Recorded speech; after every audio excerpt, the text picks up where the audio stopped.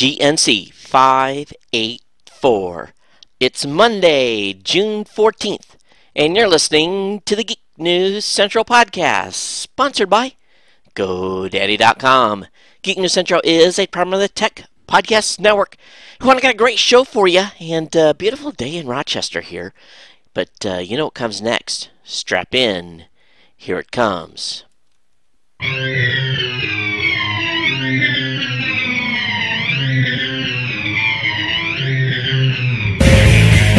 Coming to you from a dimly lit hotel room with bad Wi-Fi and not enough power outlets, here's everyone's favorite jet-lagged geek, Todd Cochran.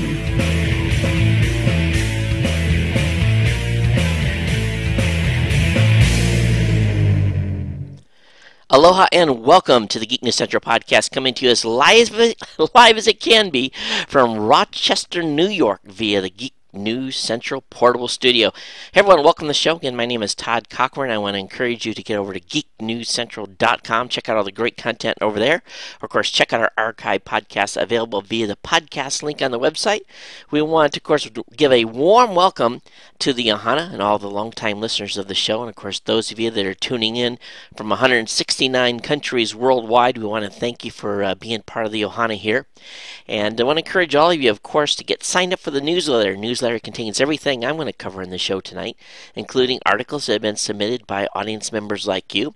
If you've got something you want to submit for a later show, you can do that via geeknews@gmail.com, geeknews@gmail.com, or you can call the voicemail hotline at area code 619-342-7365. That's open 24 hours a day, 7 days a week. So you can call in anytime or just drop me an email. We encourage you as well just to subscribe to the show. You can find links to iTunes, to Zune Marketplace, standard RSS feeds. Subscribe and never miss an episode of the show and listen at your leisure. Of course, we want to encourage you to watch us on the Tech Podcast channel on the Roku and Boxee applications. Of course, the Roku is an actual device. You can, if you're looking to watch the show or even get Netflix or any other type of new media, you definitely check out the Roku box at Roku.com. And of course, if you've hacked your Apple TV, you can get the Boxee app at Boxee.com. Of course, Boxee just announced as well that they are going to be now pushing their actual D-Link integrated device until November, which saddens me a little bit, but they're working to get their implementation correct. But Roku watching of the show continues to grow strong, and we want to welcome all of you that have been watching via that device. Of course, if you're watching us on the web or on however you're listening or getting the show, it doesn't matter. The main thing is that you are. Hey, I've got just a little update here for you. What's going on? I got into Rochester Saturday very late in the evening. It was, how should I say it, a flight day full of adventure. I arrived at DFW pretty early to get out of there, and I think about 6 hours after not 6 hours, maybe 4 hours after the flight was originally supposed to take off, we finally flew out of Dallas, and part of the challenge was the weather in Chicago. This was Saturday when the line of thunderstorms was going through, but finally got into Chicago and missed my initial connecting flight, but United hooked me up and got me on one of the last flights into Rochester. Made it to the rental car counter about 10 minutes to spare with about a line of people that had the same thing on their minds, but I said don't get luggage first, get rental car, and it paid off. But I got in here late Saturday night to Rochester, and then Sunday kind of just took it easy. It's been beautiful here, though, for Rochester. Saying tomorrow it's going to be clear skies, so I'm looking forward to see what it looks like with clear skies. And been able to meet up with some old friends. It's been fun so far here.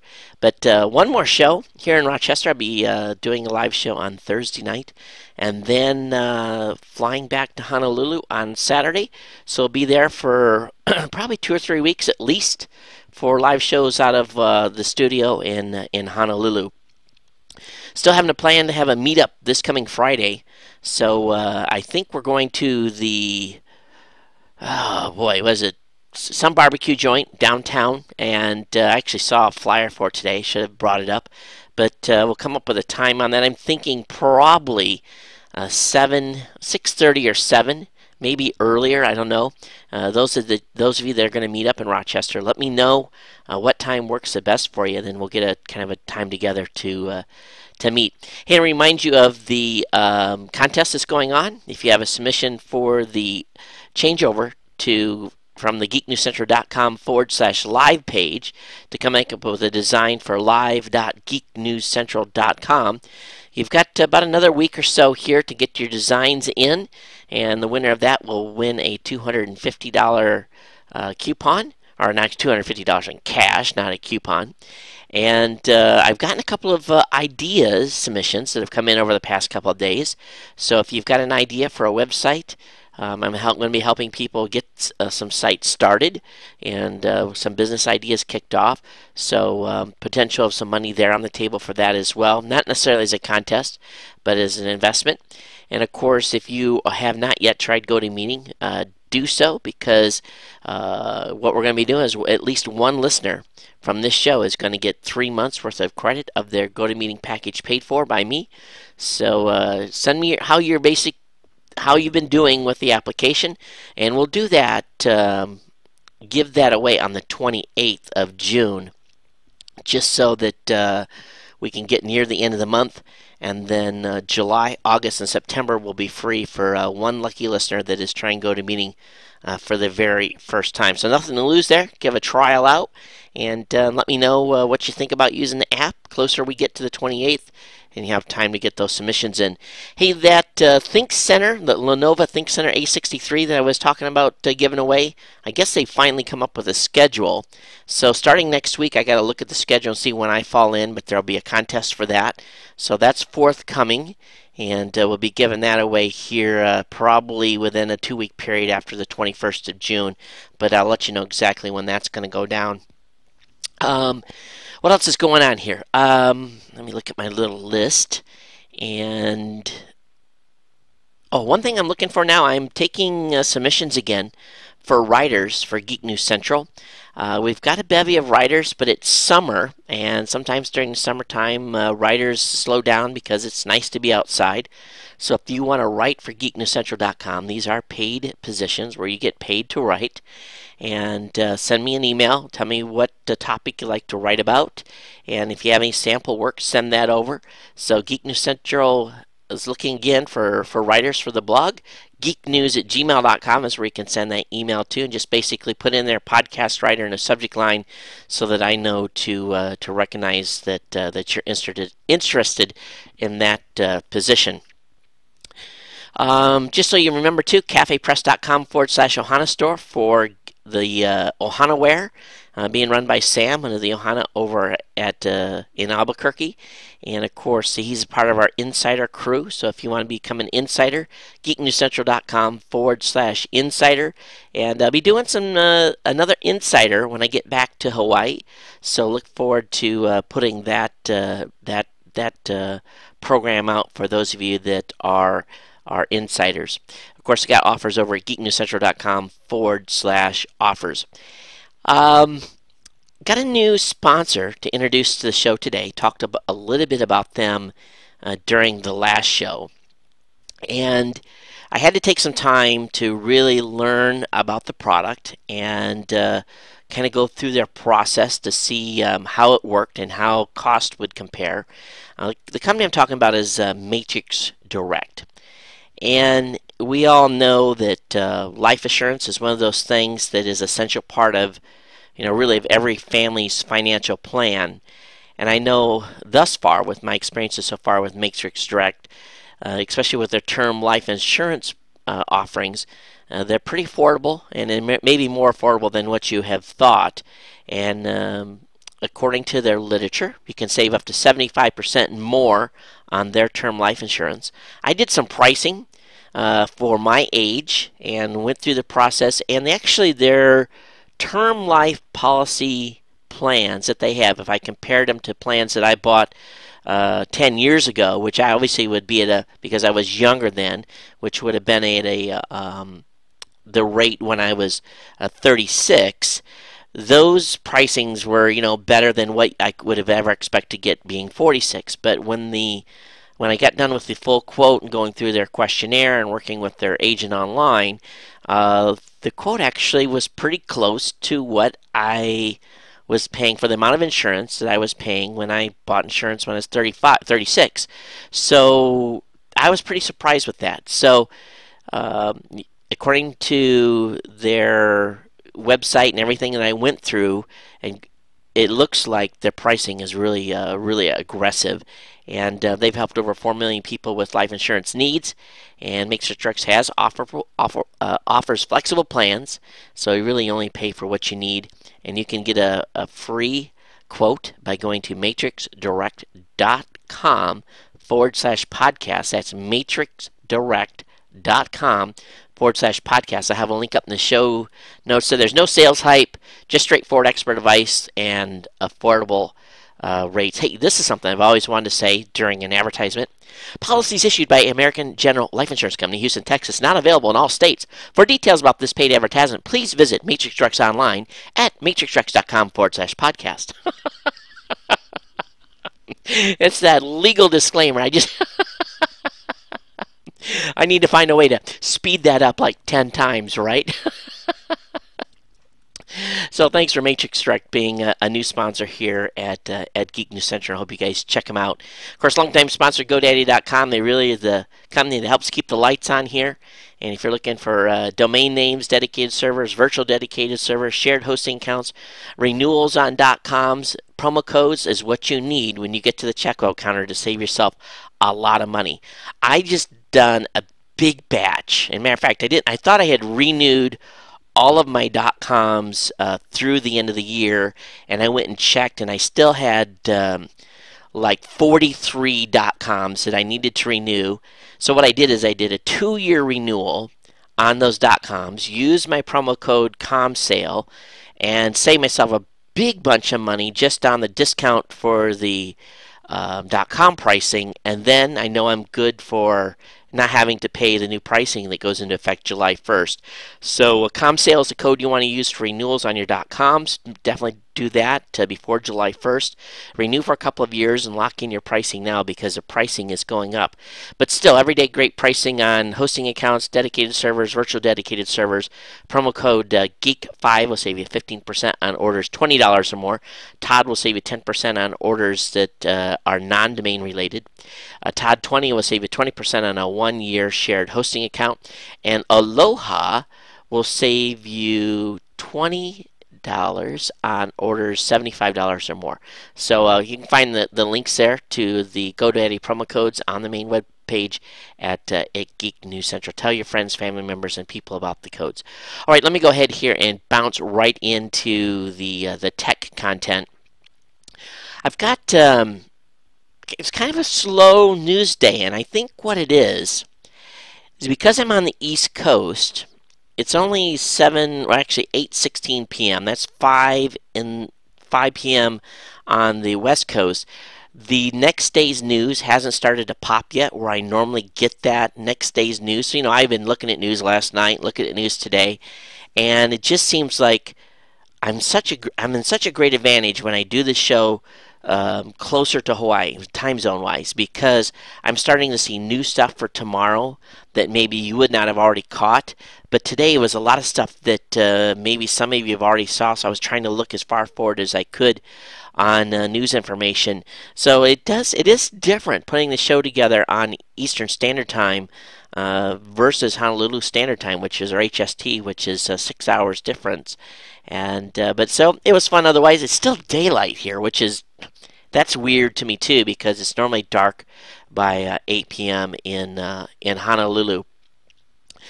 Those of you on Ustream, the bandwidth here in the hotel is simply horrendous. So if you are not seeing the show real well, sorry to say that this is the best it's going to get. And I tried doing EVDO, and Verizon failed me. Sprint's pretty good, but the bandwidth is just not really super good here in Rochester. So I apologize if it's pixelated on Ustream. All right, in the tech news, Japanese spacecraft has returned from asteroid sampling mission.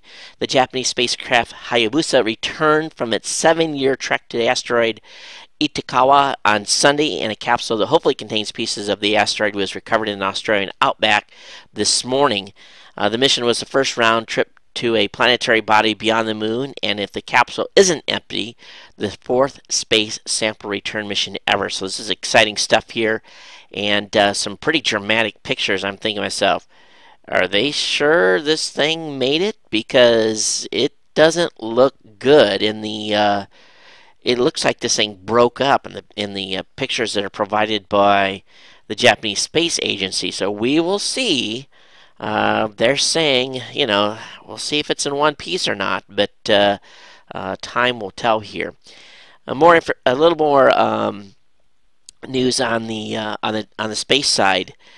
There was a paper written nearly 30 years ago, and it was entitled The Kessler Syndrome, Kessler,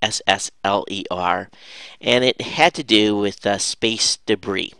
Now, NASA set up the Orbital Debris Program Office to study the program that Mr. Kessler had determined to be, basically, we're going to have a big issue up there where stuff is going to start being like ping pong balls. Are going to, we have satellites crash together, it creates a big debris field, and then, because that debris field is increased from 2 pieces to 2,000 or more, then you have higher collision rates over time, just because you've increased the amount of debris that's out there. And in a scenario that was accepted in theory by NASA, basically noted that there was really nothing that could be done unless we got very serious about removing space junk. But at this point, it's, nothing has really progressed on that front. He predicted nearly 30 years ago that this cascading set of events would start in approximately 2009-2010 timeframe, and that's exactly what happened. In 2009, we had a big collision of 2 space satellites, and now not only has NASA stepped up their monitoring, but so has the Department of Defense, and a large number of other organizations are just looking at all the space junk up there.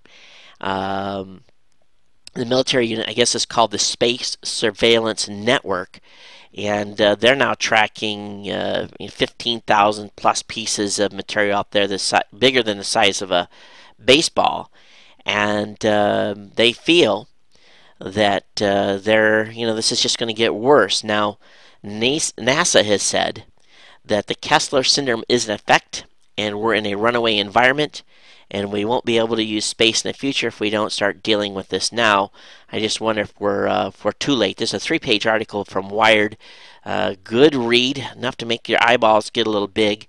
The International Space Station has had a number of incidents happen, one with an object that came within a mile of the space station in recent months, and that's close in space, especially on the orbits they're on. So it's only a matter of time, I guess, before this starts to multiply and become worse. I just hope they come up with a plan, and they're going to have to do something. What do you guys think? What do you think they're going to have to do up there with all the space junk? Are they going to have to figure a way to spend billions of dollars to get up there and start deorbiting some of this stuff? Or, what's the... you're dealing with such speeds. It's not like this stuff is just floating. It's moving at very, very high speeds, and it's not like you just grab something. So I'm kind of curious what you all think. I'd love to hear your feedback on it, geeknews@gmail.com. Okay, have you got $10 million laying around? I don't.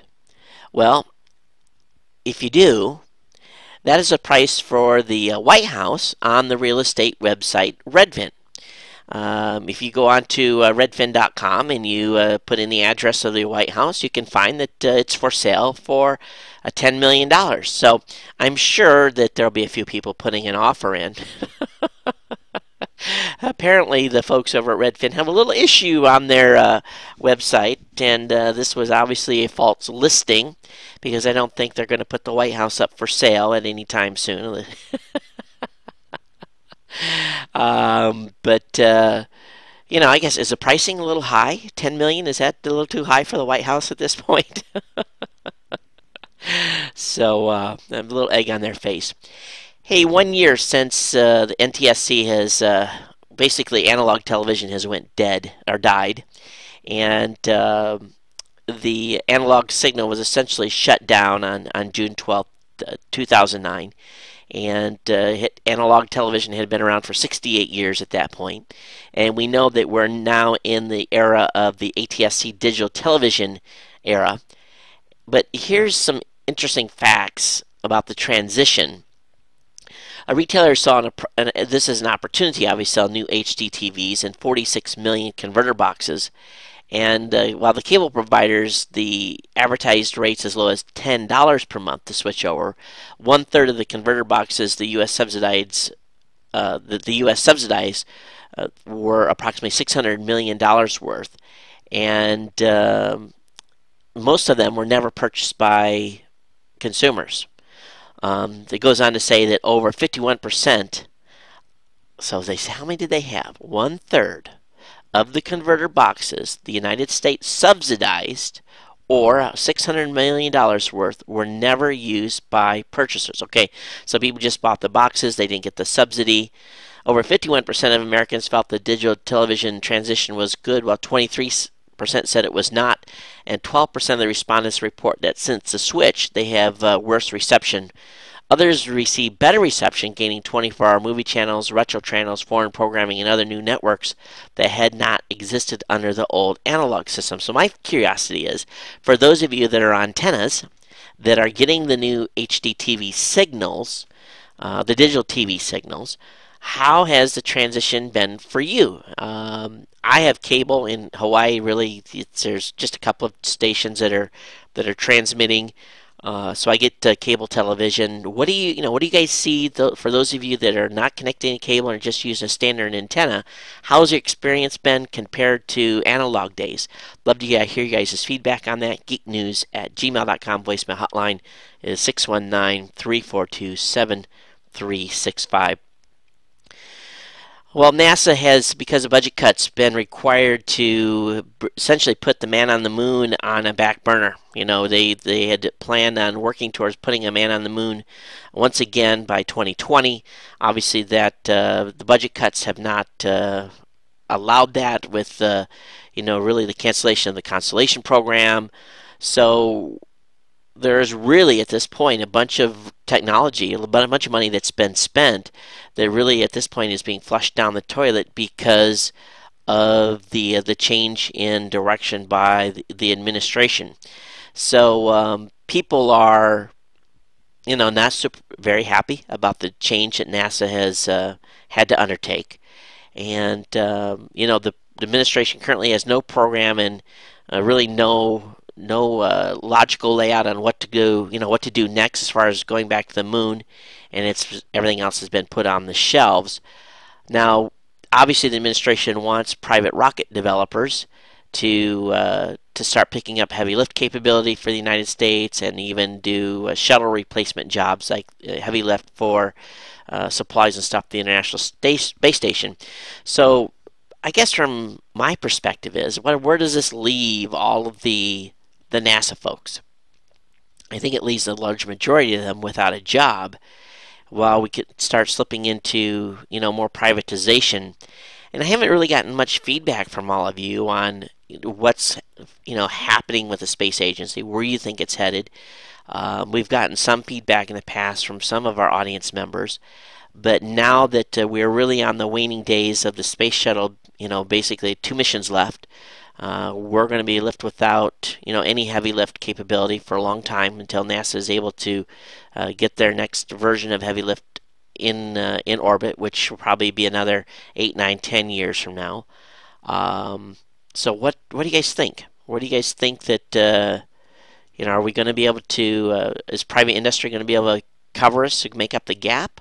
Or do you think that going back to the moon was a colossal waste of money in the interim anyway, and that more near Earth orbit stuff is probably on the burners? I'd love to hear you guys' feedback. So anyway, this is kind of response to a Times Online magazine, timesonline.co.uk, talking about essentially where does the American space program go for here, and I think that has a question that a lot of us are asking as well. Of course, since the announcement of the iPhone version 4, a lot of people have been getting excited about this. If you're planning on pre-ordering an iPhone version 4, tomorrow is the day that orders can start to be placed. Radio Shack is going to be carrying iPhone 4. Best Buy is going to be carrying it. Walmart is going to be carrying it. And you're not going to have to put money down like the Shack. You're going to be able to just put orders in advance, and you're going to be able to go into AT&T stores starting tomorrow as well to just to pre-order your phone. The folks over at Engadget have a article here on how to pre-order the iPhone 4. So if you're going to do it, you want to get it by the 24th, you'll probably want to be online either late tonight when the clock strikes midnight, or very early in the morning. Order your iPhone 4 before the mad rush starts. Okay, for those of you that are gamers, the new Xbox 360 is official. $299 is shipping today, and people are pretty excited about the new look of the device. But they're calling it the new Xbox 360. That's the actual name of it. So they didn't really change up.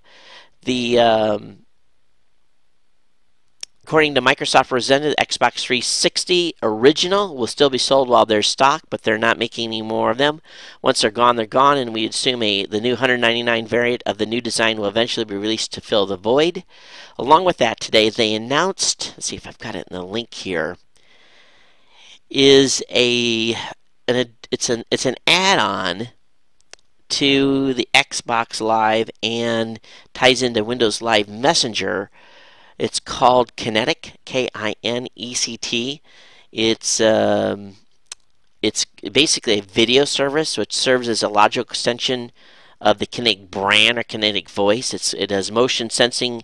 It will allow you to do video conferencing. It'll watch videos and Netflix, and be able to do stuff on Facebook while sharing with people that are on that you're chatting with. So it's called Video Kinetic, Kinect. Again, it's going to be an add-on for the Xbox 360. So I've read a little bit about this today, and looking at the device that they came up with for this, it's ugly. It really, really is. The device is going to sit on top of your TV. It's got the sensors and the cameras. It's big. It really, they really still don't get it when it comes to design. They really don't. But everyone's pretty excited about this. So it's going to be tied into Bing. You're going to be able to watch sports, movies, music. Again, it's video conferencing along with, the same person can watch the same movie you are. You can chat about it. So they had a pretty good demo on it today. So I'll have that link up in the show notes for you to check out. And any of you that are Xbox 360 gurus, love to hear your feedback on what this means for the Xbox. All right, it's being rumored that when the iPhone version 4 is released, it's going to include Facebook video uploads. And really, this has been missing from the Facebook app for a while. But you're going to be able to very quickly send 400 by 480 by 300 by 30 frames per second video straight to Facebook. And since Facebook is using HTML5, you won't have to worry about any conversions, and you'll be able to see it directly in your HTML5 based browsers. All right, over that security breach on AT&T. AT&T has sent an apology email to customers affected by the iPad 3G security breach. Here's how it read. In part, this was sent out on June 13th. Dear valued AT&T customer, recently there was an issue that affected some of our customers with AT&T's 3G service for the iPad, resulting excuse me, in the release of their customer's email address. I'm writing to let you know that no other information was exposed and the matter has been resolved. We apologize for incident and any inconvenience it may have caused. Rest assured, you can continue to use your AT&T 3G service on your iPad with confidence. Now, there's the hacker group. Let me see if I can find this article. The hacker group is basically saying AT&T is lying. And make sure I've got this article. Let me bring this up. I should have had this stacked in the cache right after this. Of course, that. Now, what's going on here? Where is it? Okay, so on Computer World, the hackers who harvested more than 100,000 Apple iPad 3G owner email addresses blasted AT&T as dishonest today and said the group has an exploit it or others could have used against all iPad owners. The hacking group obtained the email addresses using an automated PHP script that collected the iPad 3G owners' ICC-DAC ID numbers and associated addresses from AT&T servers using a publicly available feature of the carrier's website. AT&T disabled the feature this last week, and basically said that they're not done. This is said it's very easy based on some vulnerabilities that exist right now in Safari, which Apple has plugged on the desktop versions of Safari, but they have not yet patched the iPad versions, and they're basically saying that AT&T is still, any AT&T customer is still open for hacking. Now, let's see if I can quote what they say. I'll tell you this: the finder of the AT&T email leak spent just a single hour of labor, not counting the time the script ran, with no human intervention to scrape the 114,000 emails. If you see this as a great effort, so be it. But at any given moment, whatever effort us researchers are making are dwarfed by those in the trail of evil. So we get real. So that kind of didn't make sense at the end. But the FBI was on the case. But these guys say because of a hole in Safari, this is all iPad users are still at risk from this. So, well, if they just get my email, I guess it won't be so bad. But we'll see how long it takes Apple to actually patch the bug in Safari that's on the iPad. Now, speaking of the iPad, there's a good article over on the Apple blog at theappleblog.com talking about 5 iPad apps that changed my mind. And I haven't checked a couple of these out, but Air Video, $2.99, Air Display, $9.99, Documents to Go Premium, $11.99, Sketchbook Pro, $7.99, and Comic Zeal Comic Reader, an app for $7.99, was really what kind of set this guy's thoughts toward the iPad being the end-all. Now, I downloaded an app that I was pretty impressed with. It was How To Cast. Their app, basically, it has a link to all the how-to videos that howtocast.com has up. And I thought that one was pretty slick, the way the interface worked.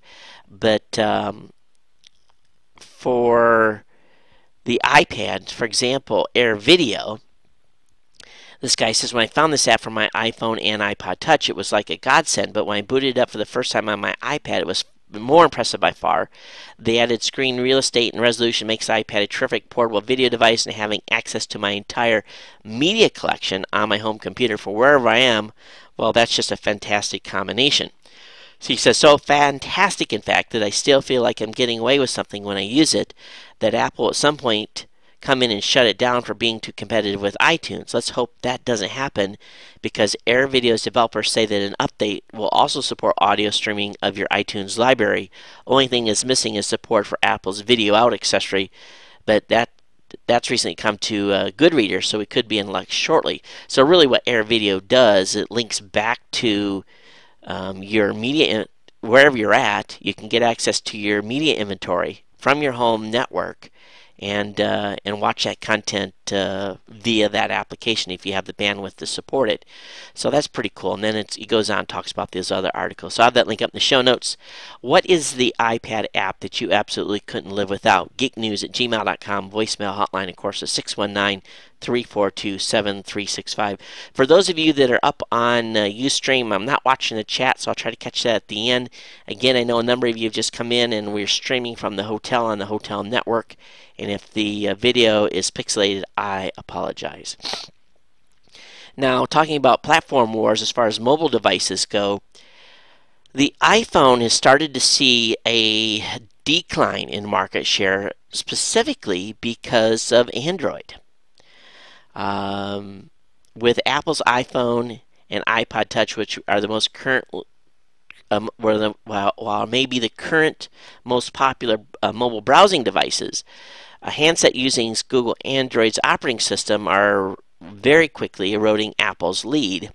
Over the past year, Android browser share on mobile devices increased 12.2% and now is used by 1 in 5 mobile web users in North America. This is according to Quantcast, a San Francisco-based web analytics firm. Apple's drop is the steepest, down 8.1% in the last 12 months, but Android's gains can really only take out a bite of Apple as everyone else is essentially sitting on the sidelines. Now, it's really kind of funny here because if you look at web consumption market share, as of May of 2010, Apple is sitting at about 59-60%, whereas Android has climbed since January of 2009 to less than 5%, are just peaking above 20%. So you can tell that Google Android has really made a mark. Now, if you look at RIM, of course, that's the operating system that runs BlackBerry. Very minimal, just pretty flat growth. And then all the other phones combined make up less than 10% of the total web-based usage of mobile devices. So I think we're seeing that same thing in our stats on our side as far as media consumption goes. A lot of consumption on the upswing on Android. Of course, BlackBerry consumption of media, podcast media, has been really high for a while anyway. But we're starting to see a definite impact by the iPhone, iTouch, and iPad as far as media consumption goes as well. So kind of cool to see what's happening in that market space, to see how it will parallel over time.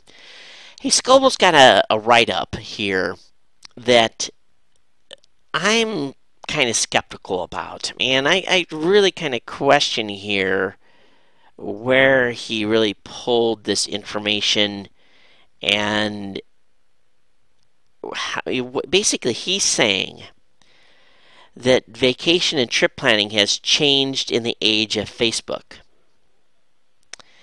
He tells people to first look at TripAdvisor and Trip Friends features. He says he's taking a real family vacation in 2 weeks, and he's been using tools on Facebook to determine his vacation plans.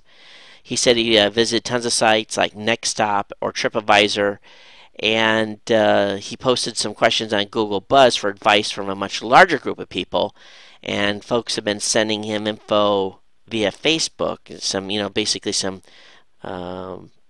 recommendations that way. Specifically TripAdvisor. Now I'm not familiar at all with this site. Now it's an actual website drop too, tripadvisor.com. He says, if I look at the page for visiting Laguna Beach, California on TripAdvisor, for instance, I learned that 101 of my 1,700 Facebook friends has been to Laguna Beach. I bet if I ask them what we should do, that we'll get some good answers.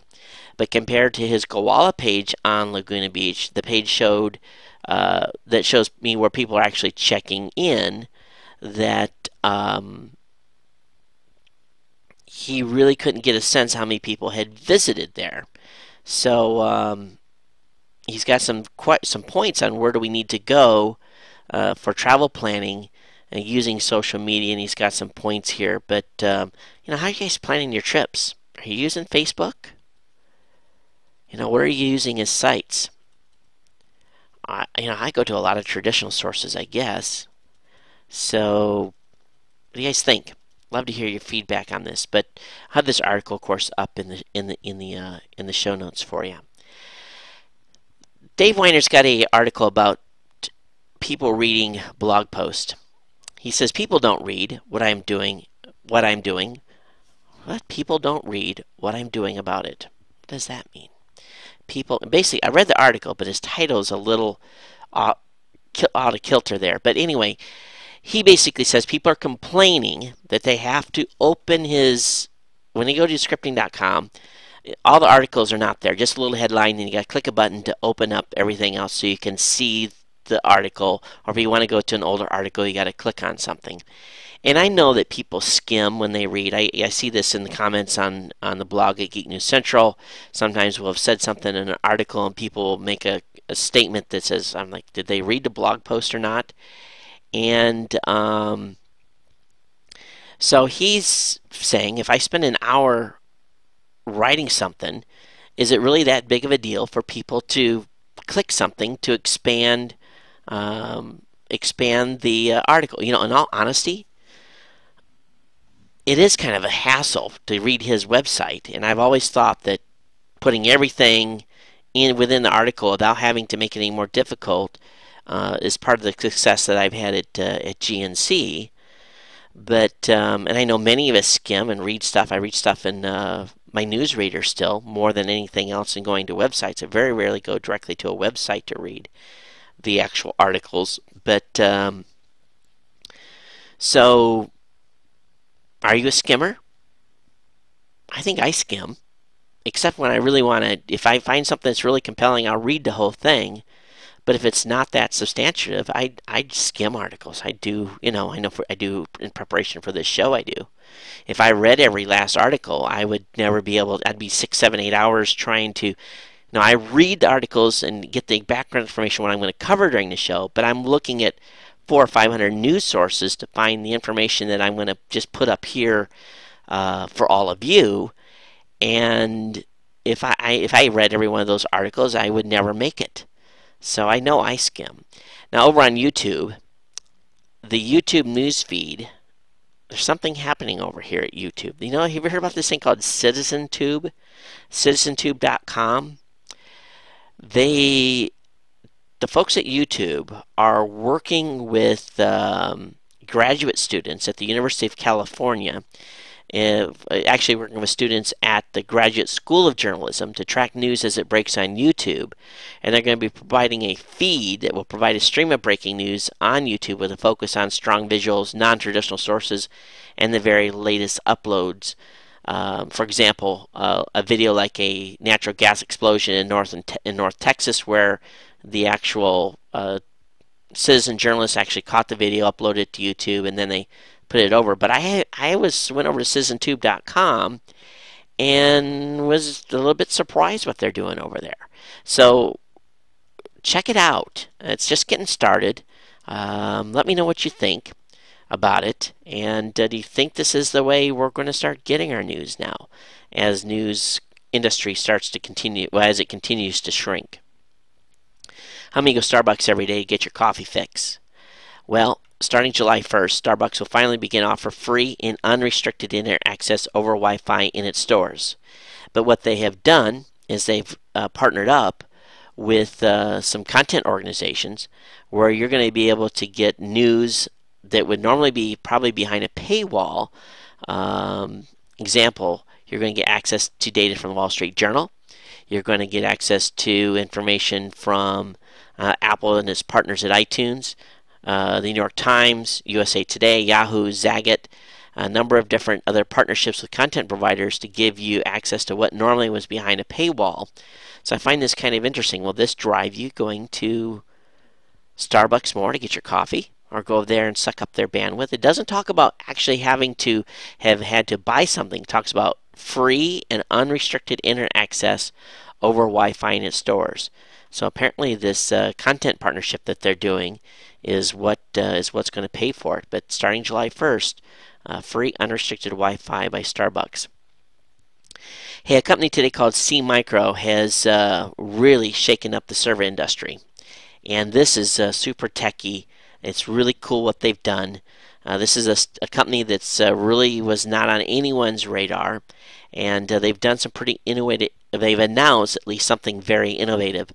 They announced today that it's created a server with 512 Intel Atom chips that get supercomputer performance but uses 75% less power and space than current servers. So let me say that again. They've created a server with 512 inexpensive Intel Atom chips where they're getting supercomputer performance but uses 75% less power and space than current servers. Now, if they're able to deliver on this, let me go down and read you some power savings that they're going to be able to provide to folks that have big clusters of servers.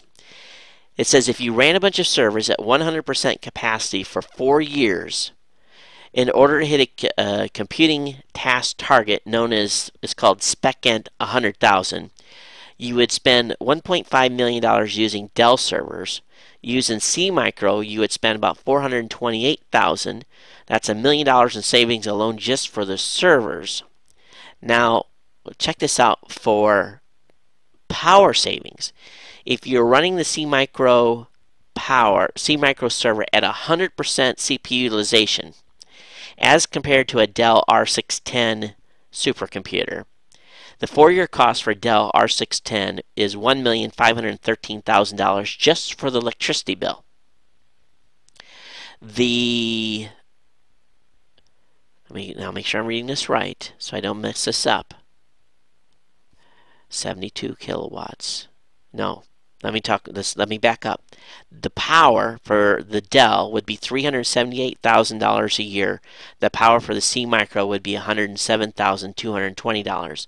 If you're running at 25% utilization, the Dell, wow, it actually costs more. How come it costs more to run a Dell at 25% CPU utilization? That's weird. Have they got that chart right? How can it cost less when a CPU is running at 100%? It's going to be using more power. But they're showing 25%. They must have this backwards on this chart.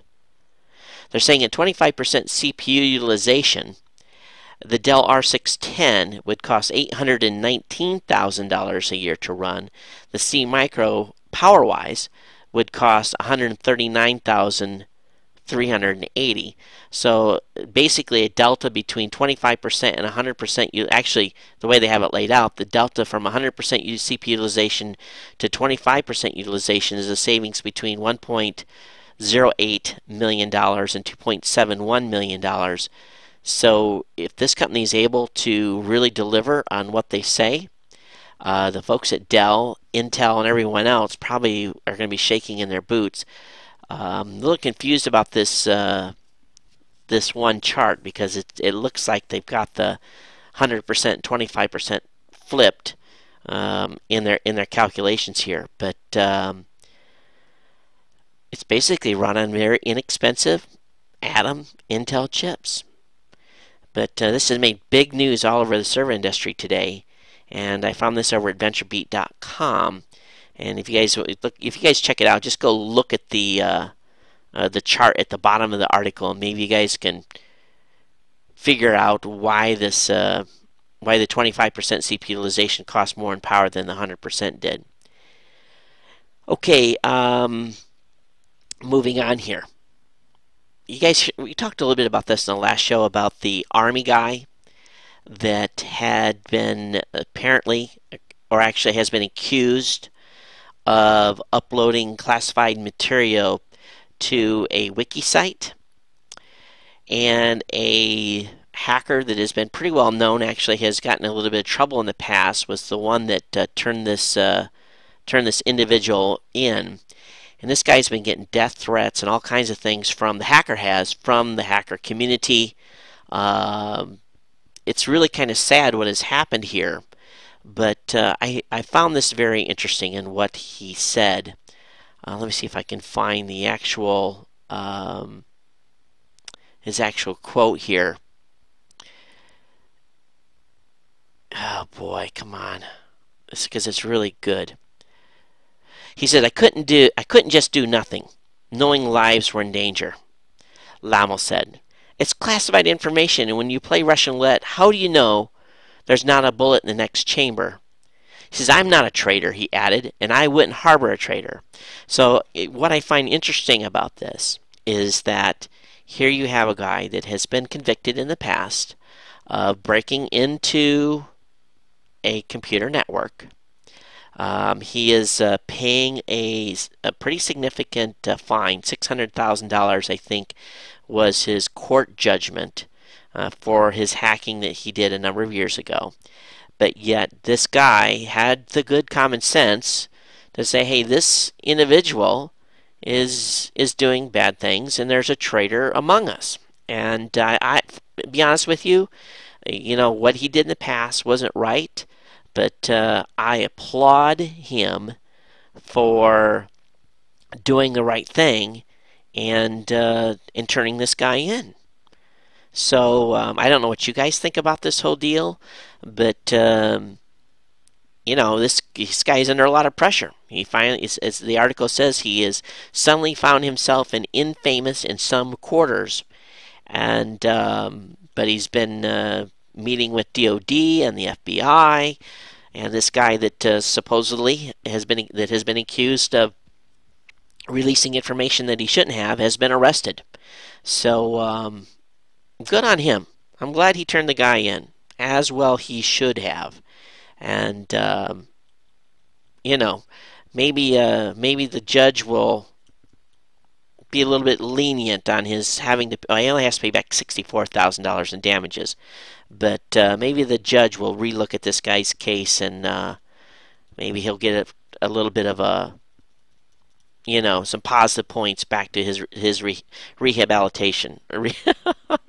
Gosh, I can't talk tonight to save my life. All right, the judge that was going to sentence Terry Childs, Terry Childs is the former city network administrator who was convicted in March of tampering with a key city network, has put off his sentencing until July 2nd at the request of defense attorneys who wanted more time to prepare motions and sentencing arguments. So this guy's facing up to 5 years in prison, so they're going to do some more arguments on his behalf, I guess. You guys been noticing how Twitter's been down? Boy, Twitter's up, down, up, down, up. I don't know what the problem is.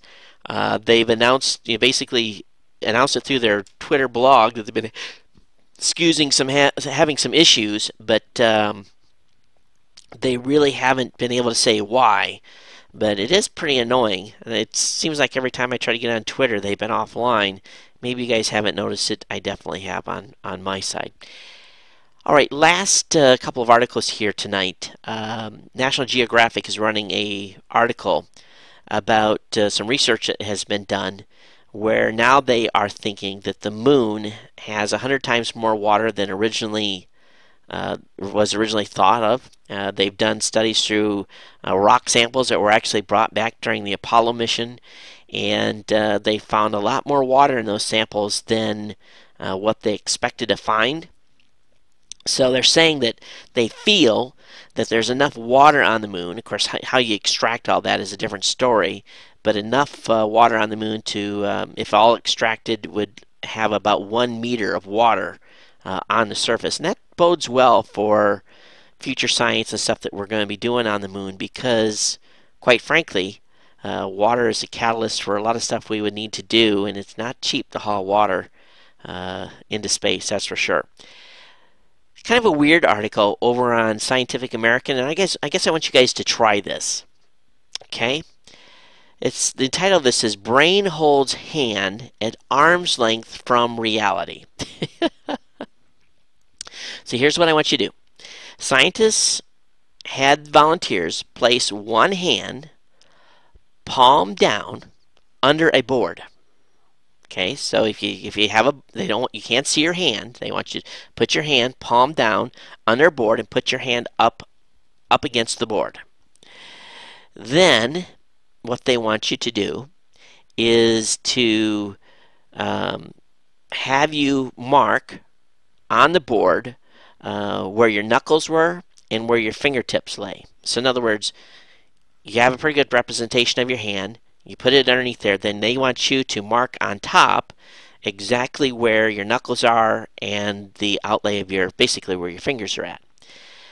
The results have been pretty shocking thus far. Participants thought their hands were about 2/3 wider and 1/3 shorter than they really were.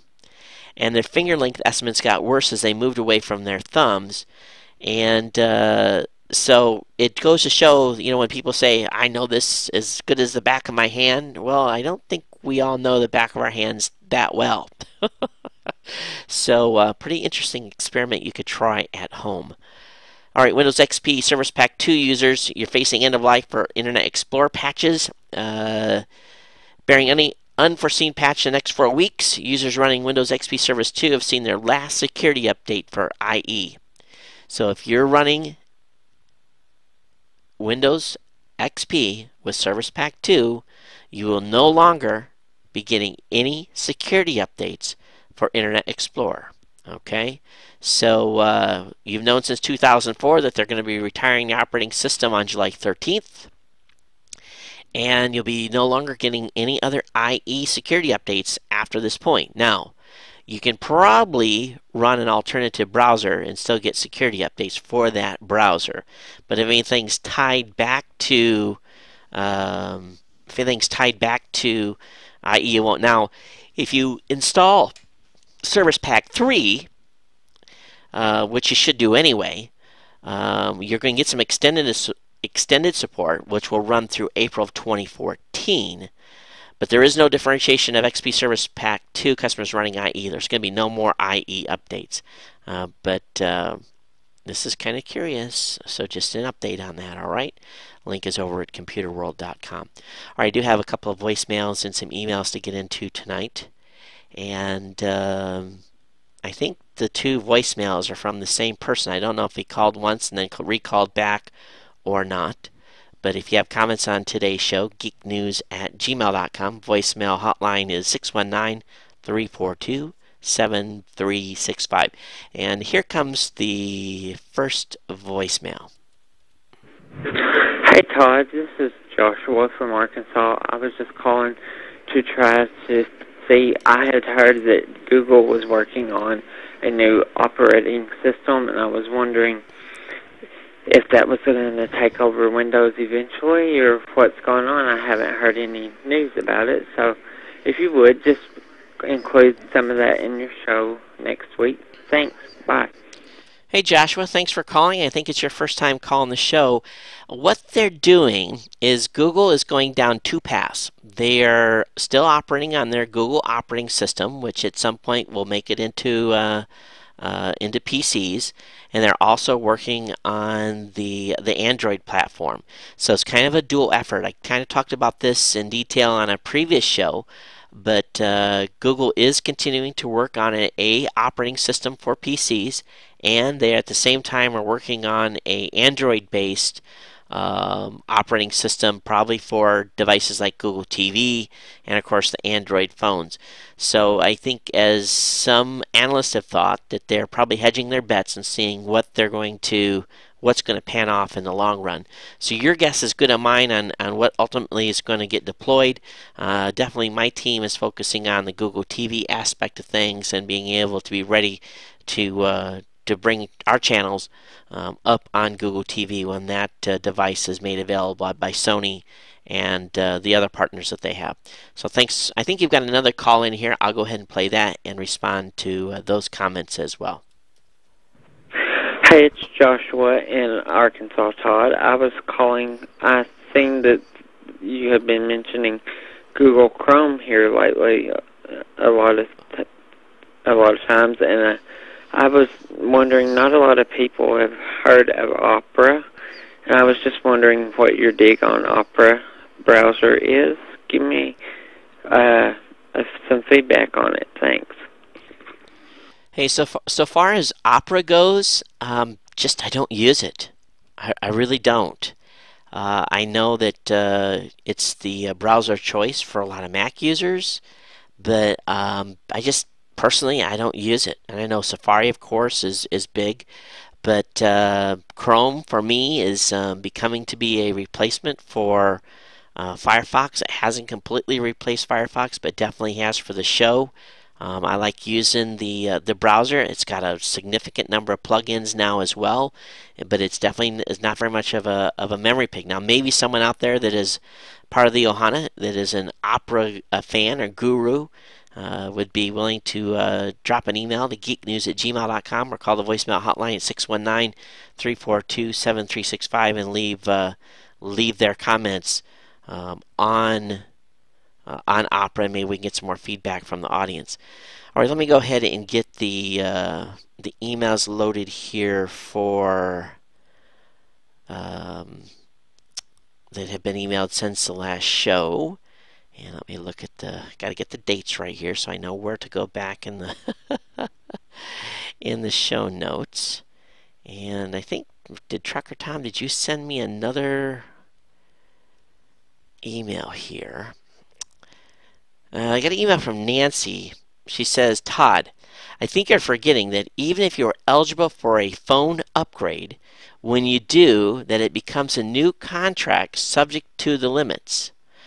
By the way, I think all my emails to Geek News from my Gmail account must be landing in your Gmail spam folder. This is different from a different account. My last one about malware on the Mac got through. Nancy, thanks for your email.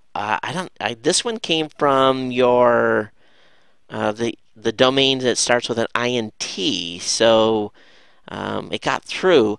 Nancy, I thought that my understanding is, and I'm going to have to go back and read this, but if you get an iPhone 4, you are still grandfathered underneath the unlimited bandwidth.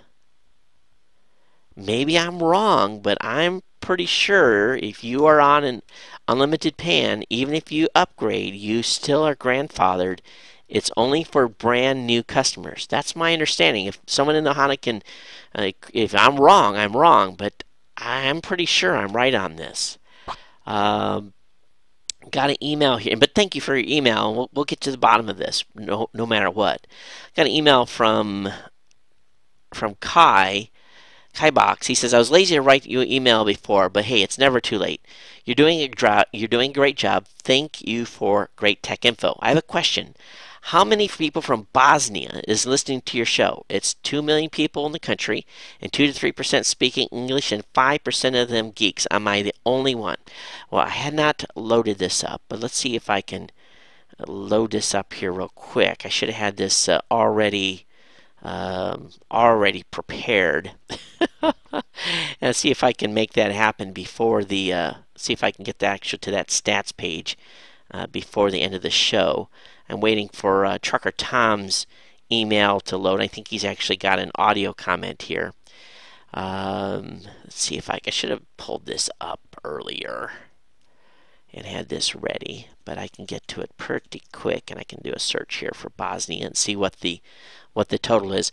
You know, folks, the show has been a little bit shorter since I've been on the road this time around, and I thank everyone for kind of putting up with the shorter shows. And it's been actually pretty nice to have have them just be a little bit shorter. Oh, everything is like dying on me right now. Come on, baby, you can load up. This URL is not valid and cannot be loaded. I know that's a valid address, so jeez, we may not get to the stats loaded today before the end of the show. And Trucker Tom's email didn't load either. The bandwidth here has not been good. It really has not. And it's been very, very disappointing, to be honest with you. I thought it was going to be good when I first did some initial tests, but I must have been lucky in that I just was watching at a specific time. All right, looks like I'm going to be able to get to that data. Let me look at overall. And let's see if I can actually bring this up and actually see how many people from Bosnia watch the show. So, have you guys been? What have you guys been thinking about the latest shows with the portable studio? How's the sound been? Have you guys been pleased with the content? Really, I'm kind of curious to get some feedback from all of you. Oh, here's Trucker Tom's comment. Let's see here. Can I play this? Make sure this wasn't from the last episode. No, this should be a good comment. Let me see if I can play this from Trucker Tom while we're waiting here. And save as. has. Is I'm going to try to download the stupid thing again. Let me go into 614. So this is what I get for not doing all my my homework here, folks, before the show starts. And let me go ahead and load this up in the browser here. Oh, come on, baby. There we go, Trucker Tom's comment. And let me scroll down and actually get to that.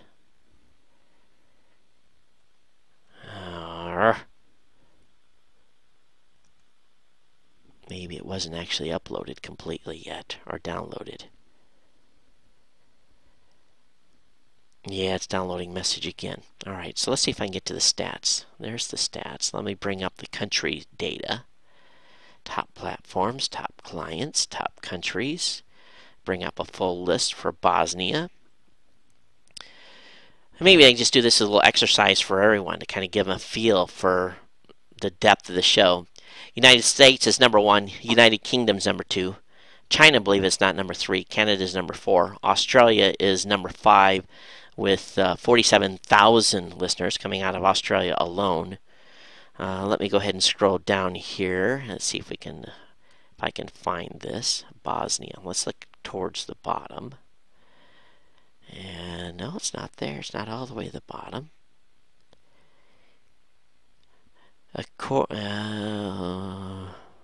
There we go. 36. It's not too bad. It says 36 people from Bosnia listened to the show. The lowest number, we have Cook Islands 1, Gambia 1, Seychelles 1, Mali 1, Kyrgyzstan 1, Cape Verde 2, Haiti 2, Uzbekistan 2, Rwanda 3, Mongolia 4, Namibia 4, Sudan 6. So some pretty low numbers on some of the countries. And let's see where it goes and where it actually breaks 100. Sri Lanka broke 100. Morocco broke 100. Let's go and see where it breaks 500. For the show, Chile, Venezuela, Hungary, Bermuda, and then we go well over 1,000 for UAE, Argentina, Czech Republic, Greece, Thailand, Taiwan, Saudi Arabia, Austria, South Africa, Philippines, Switzerland, Poland, Mexico, Italy, Belgium, Portugal, Denmark, India, Korea is at 13,000, Israel, Finland, Singapore, Norway at 18,000, Ireland, New Zealand, Brazil, Spain, Sweden, Netherlands, Germany, Russian Federation, France, Japan, Australia, Canada, China, United Kingdom, and the United States. That's not the full list, obviously. I skipped around there. So pretty good numbers out of Bosnia. So I guess that's pretty good. Pretty happy about that. And let's see if Trucker Tom's stuff actually downloaded here. And we'll play his audio comment, and then we'll get everybody out of here. Add file. And do we have, did that finish downloading? Yes, it did. Here's Trucker Tom's comments on the EVO 4G. Tom Wiles here, a.k.a. Trucker Tom. I got my Sprint HTC EVO cell phone. Got it activated. I have to say, this is one spectacular phone. This is easily the coolest gadget that I've ever had, and that's saying something because I'm Mr. Gadget. I've had tons of stereo equipment over the years, computer equipment over the years. This is neat stuff. The GPS works flawlessly. The phone itself, the phone function works great. The Bluetooth worked great. It's an amazing device. Now it is larger than the standard phone. To get an idea of the size, it's about the same size as any 4.25-inch widescreen GPS.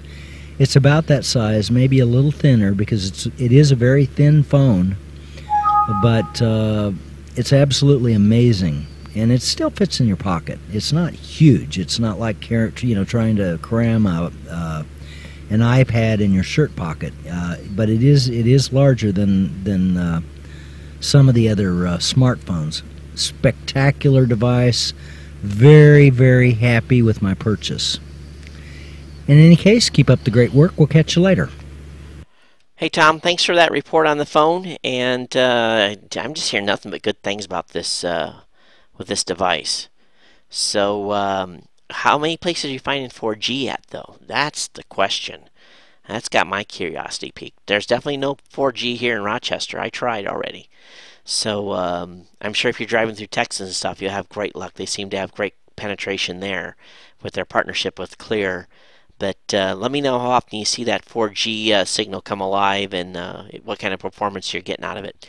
All right, folks, that's it. That's all I got for our show tonight. And thanks for hanging out with me. And those of you on Ustream, I'll hang out here for a little bit with you. But I'll be back same time, same channel, 8 p.m. Eastern for the next show. I'll be coming up live, bandwidth willing. But thanks for hanging out with me and being part of the Ohana tonight. Again, geeknews@gmail.com is the email address. Voicemail hotline is 619-342-7365. Everyone take care. Have a great one. We'll see you on Thursday. Aloha.